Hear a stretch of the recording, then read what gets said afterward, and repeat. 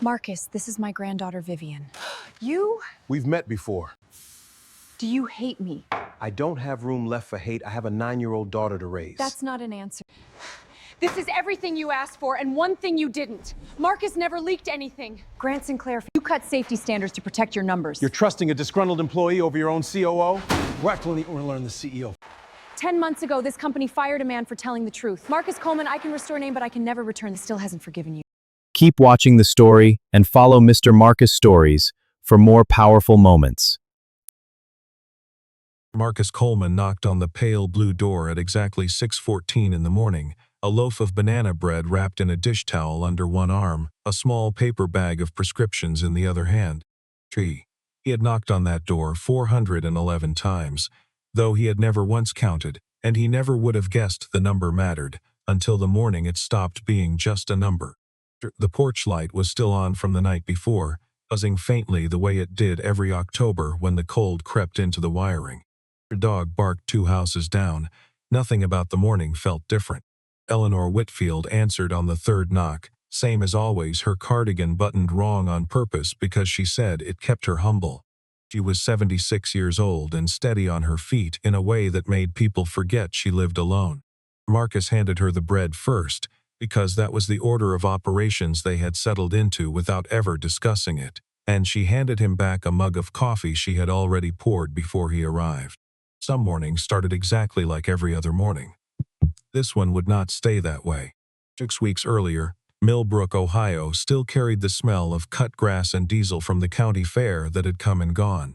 Akis managed the maintenance office at Brookline Apartments, a squat brick complex on the edge of town where the pipes groaned in winter and the stairwell lights flickered no matter how many times he replaced the ballast.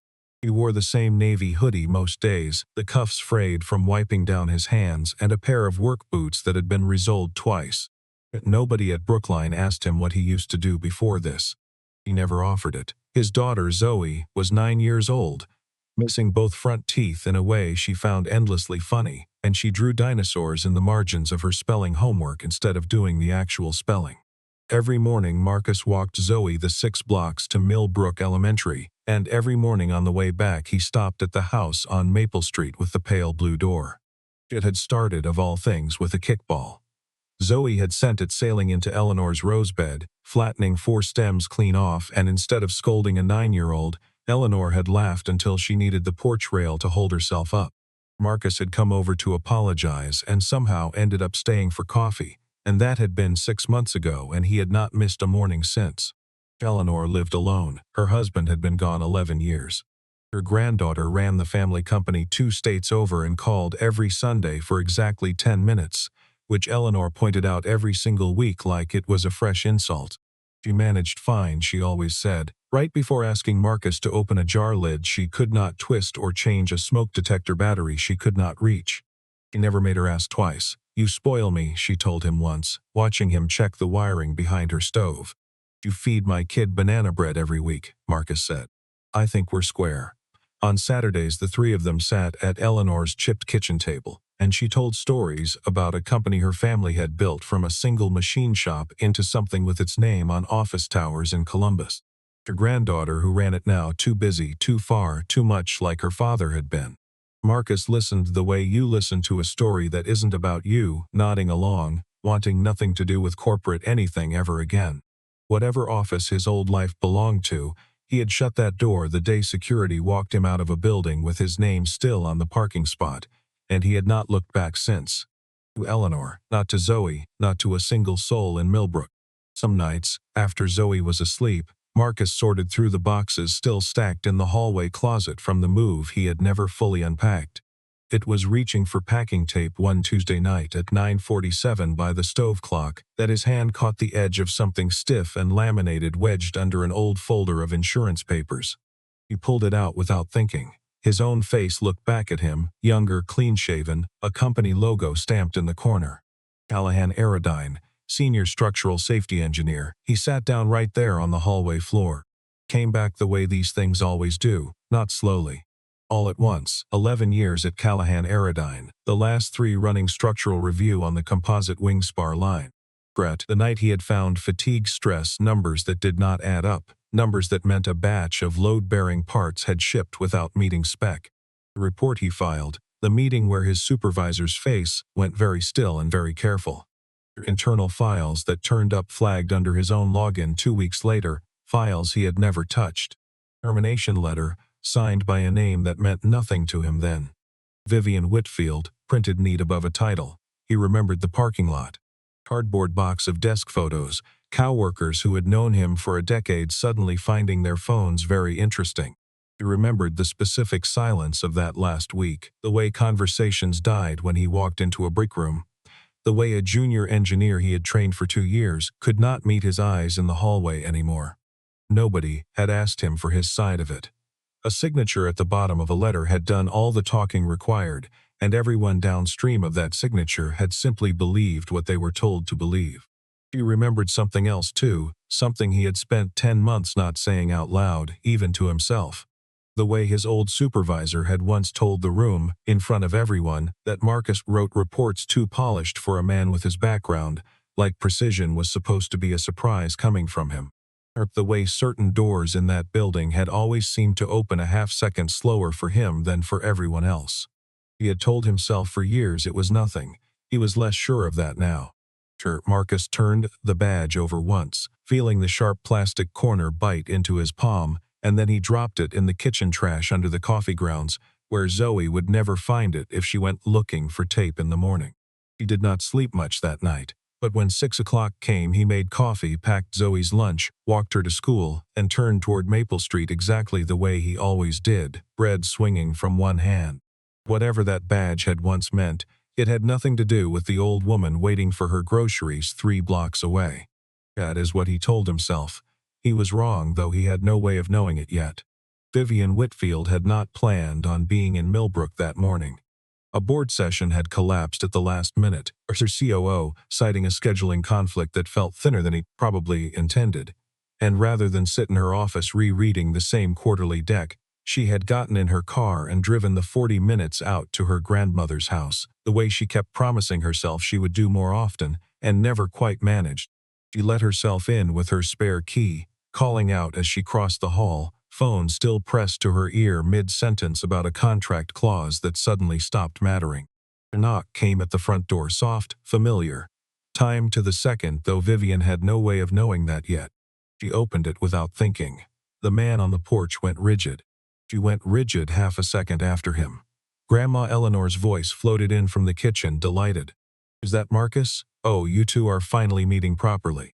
Neither of them answered right away. Marcus's eyes found hers and held. A silent question passed between them faster than either could have explained. "How much does she know? How much do I say?" "Not here, not like this." Eleanor appeared behind Vivian, wiping flour on her apron, beaming like she had engineered the entire moment herself. "Marcus, this is my granddaughter Vivian, the one I'm always talking your ear off about. Vivian, this is the young man who's been keeping me company every morning for 6 months. I don't know what I'd do without him." Vivian started and stopped. "Run into each other," Marcus said, even and unhurried, the same voice he used to talk Zoe down from a tantrum. "Small town, paths cross." "Right," Vivian said, the lie coming out smoother than she expected, though her pulse hadn't slowed at all. "Few times, actually." Eleanor looked between them, satisfied, entirely unaware she was standing at the center of something neither of them had words for yet. "Well, good, you're both staying for dinner. I made too much chicken and I refuse to eat it alone for the 3rd night this week." It was never a question with Eleanor, it never had been. Dinner ran 2 hours longer than Vivian had planned for, and every minute of it felt like walking across ice she couldn't be sure would hold. Eleanor did most of the talking, the way she always did, stories about Marcus fixing the porch step, about Zoe's drawings taped to the refrigerator, about a church bake sale where his banana bread had outsold 3 other tables combined. "So what is it you do exactly?" Zoe asked at one point, legs swinging under her chair, entirely without malice. "Grandma Eleanor says you work at an office." "I do," Vivian said, feeling Marcus's eyes on her without looking up. "Boring stuff, paperwork mostly." It wasn't a lie, it was everything true left unsaid. Proved. Vivian drove home that night with both hands tight on the wheel, replaying every second of it, and by the time she reached her apartment she had already pulled up the employee archive on her laptop. Her fingers hovered over the search bar a long moment before she typed the name. Coleman Marcus. Terminated September. The file was thinner than she remembered signing off on. Data mishandling. Unauthorized access to restricted files. Termination for cause. Her own signature sat at the bottom, dated 10 months back, a decision made in an 11-minute meeting with her COO standing at her shoulder, certain and urgent, the kind of certain that hadn't left room for questions. You're wondering what her COO knew that night that he wasn't saying. Hold that thought, because the answer is coming and it is worse than you think. She closed the laptop without reading further. It wasn't enough to build a conclusion on yet. She told herself that that was the only reason her stomach felt the way it did. 3 streets from Eleanor's house, Marcus was feeling a different kind of pressure. Troy Denning, who owned the Brookline building, had heard from somebody at the diner on Route 9 that Marcus Coleman had been seen having dinner with the Whitfield family. Whitfields, as in Callahan Aerodyne, as in the name on half the office buildings downtown. Anything I should know about? Denning asked the next morning, arms crossed in the doorway of the maintenance office, not quite accusing, not quite not. No, Marcus said, just neighbors. Denning let it go, but for the rest of the week his boss watched him a little too long whenever he passed, the same look Marcus had gotten his whole life whenever he did something a little too well for what people expected of a man who fixed leaking faucets for a living. It was a small thing, barely worth mentioning, and yet Marcus found himself replaying it anyway, the old instinct kicking in, the one that had learned the hard way exactly how fast a good reputation turns on a rumor nobody bothers to check. Vivian started finding reasons to drive to Millbrook. She told herself it was overdue, that Eleanor deserved more than 10-minute Sunday calls, and that much was true.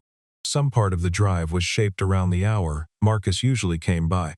The low light of early evening when he'd stop in after his shift to check the porch railing or drop off a covered dish Zoe had helped make. She watched him more than she meant to, the way he crouched to Zoe's eye level instead of talking down at her. The way he rehung Eleanor's storm door without being asked, checking the hinges twice before calling it finished. None of it matched the 2 words sitting in his personnel file. Termination for cause, and the mismatch sat uneasily in her chest every time she saw him.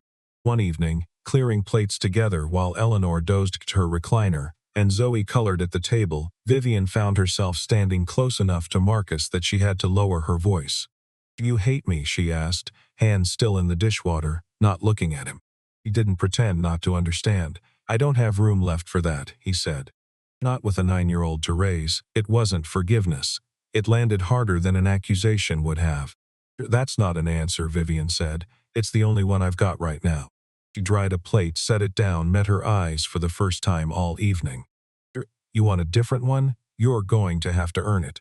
She thought about that sentence the whole drive home, turning it over the way where she turned over structural reports, looking for the load-bearing piece, the one line that would tell her whether the whole thing could still hold weight, or whether it had already failed somewhere she couldn't see yet.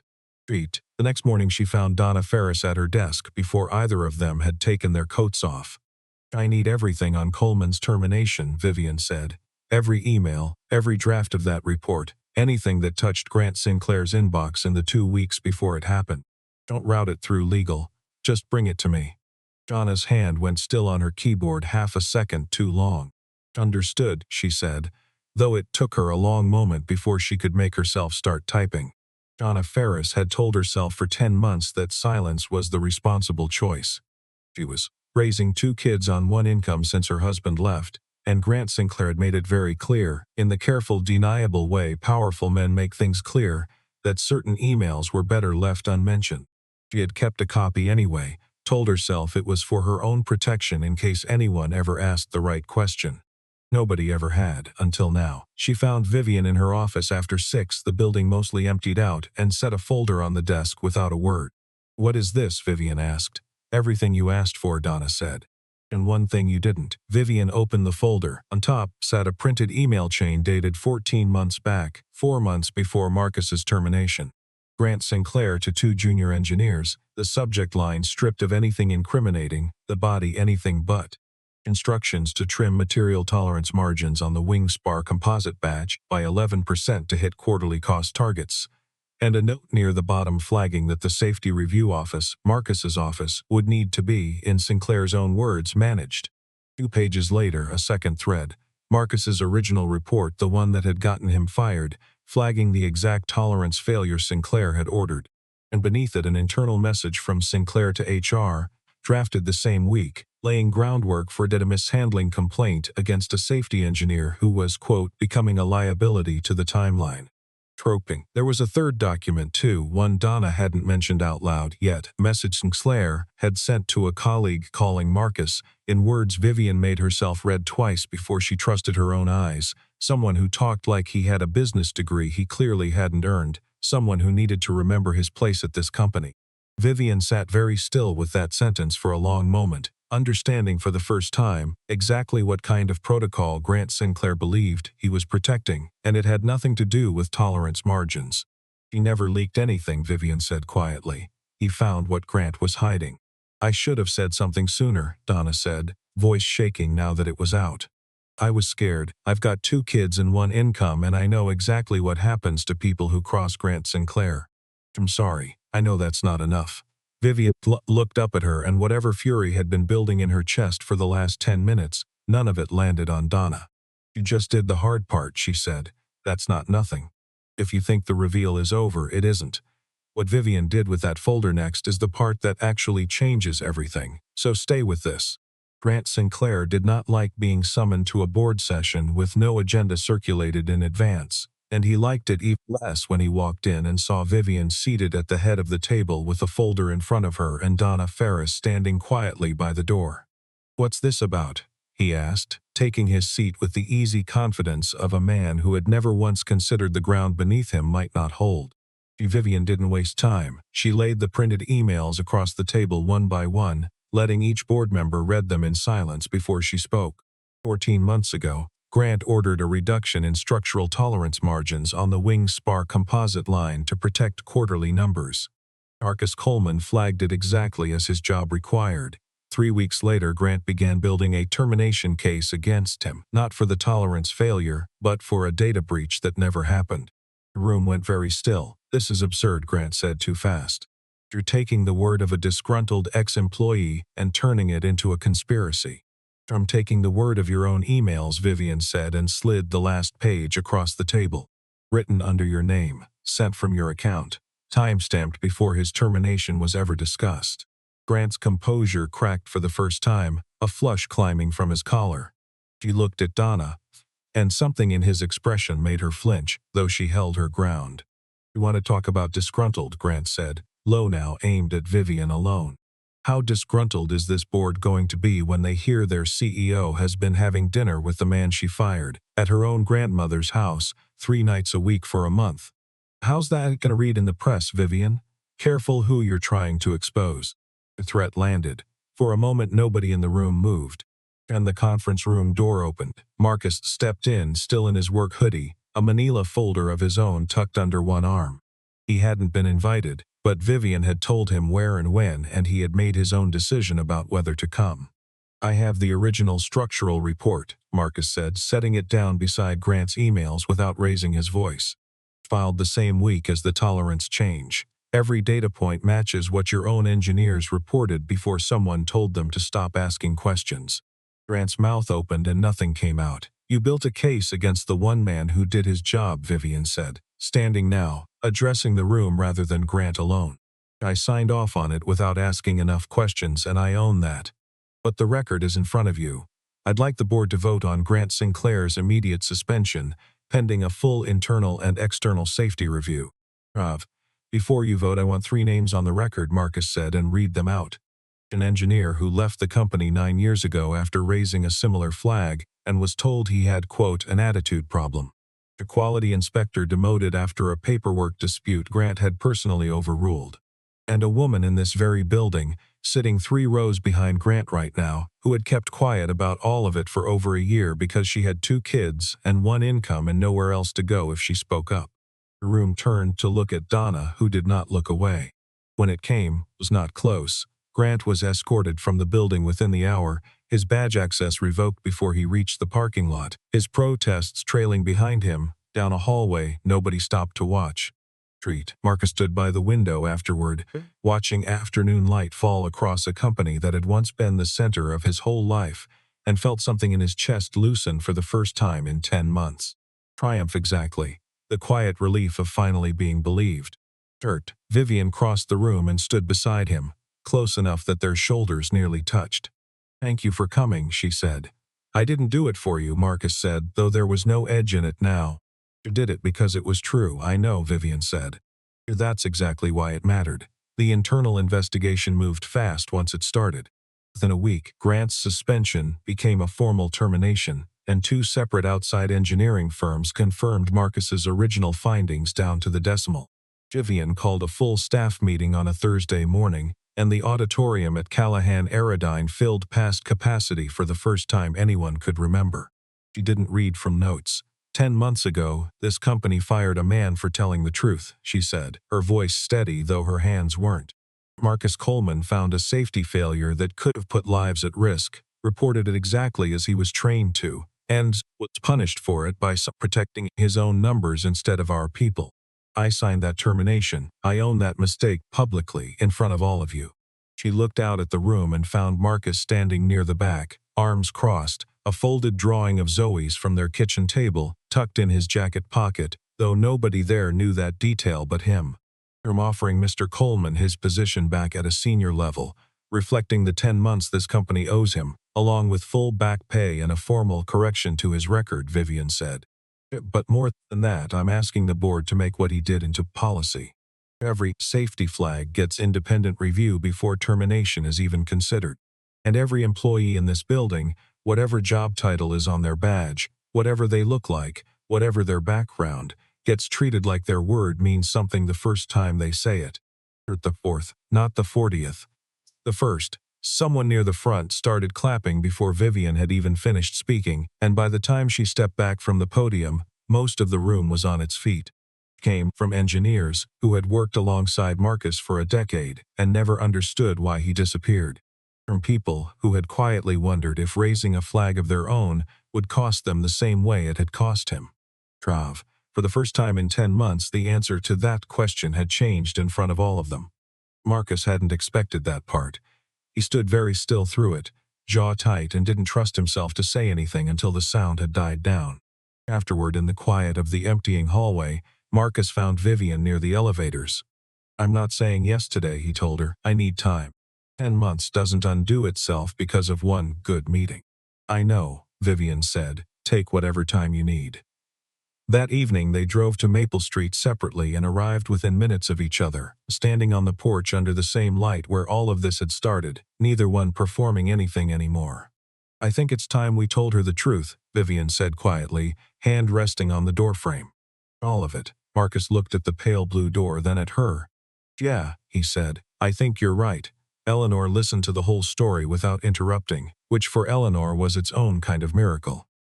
When they finished, she sat back in her recliner and was quiet long enough that Vivian started to worry. She laughed, a real laugh surprised out of her, one hand pressed to her chest. "So this whole time," she said, "you two have been sitting at my table lying to an old woman's face about how you met." "Not lying exactly," Vivian started. "Lying," Eleanor said, delighted rather than offended. "Bless you both. I've been telling everyone at church what a lovely coincidence it was. My granddaughter and the nice young man from down the street." She shook her head, still smiling.